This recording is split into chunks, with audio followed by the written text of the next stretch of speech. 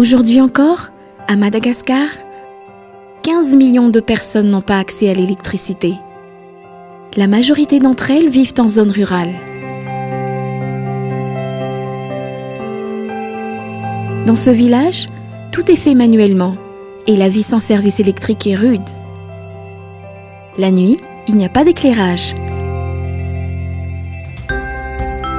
L'école est fermée et elle ne peut être utilisée pour l'alphabétisation des adultes.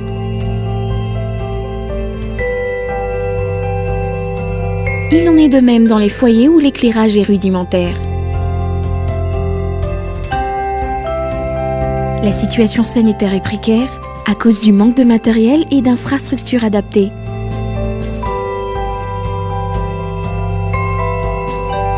La mortalité maternelle et la mortalité infantile sont encore trop élevées.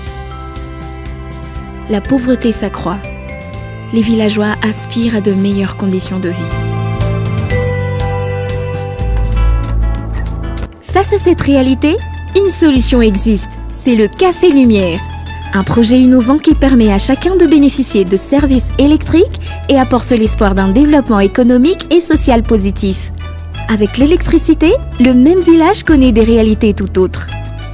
L'accès à la lumière permet ainsi d'étudier dans de meilleures conditions, même quand il fait nuit. Le travail des agriculteurs et des artisans est facilité grâce à l'utilisation de machines électriques. Les équipements du centre de santé et les conditions de travail du personnel s'améliorent, ce qui garantit un meilleur accès aux soins. Le bâtiment Café Lumière est au centre du village. Les habitants font recharger leur téléphone et des lampes pour éclairer leur habitation. Ils bénéficient de nombreux services à prix juste. Par exemple, la recharge d'une lampe électrique ne coûte pas plus cher qu'une bougie. Ils peuvent également profiter de services de conservation de denrées et peuvent acheter des produits frais.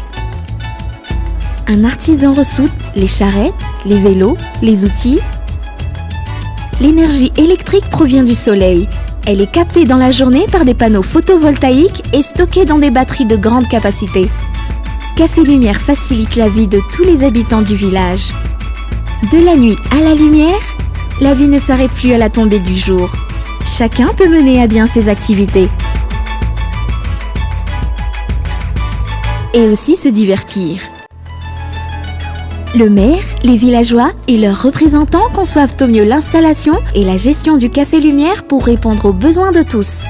Hommes et femmes s'organisent et deviennent partie prenante du projet. Un opérateur privé veille à l'équilibre des comptes et à la maintenance des infrastructures. Café Lumière fonctionne bien et pour longtemps. Si une panne survient, elle est vite réparée. Les conditions de vie et de travail s'améliorent, le progrès s'installe.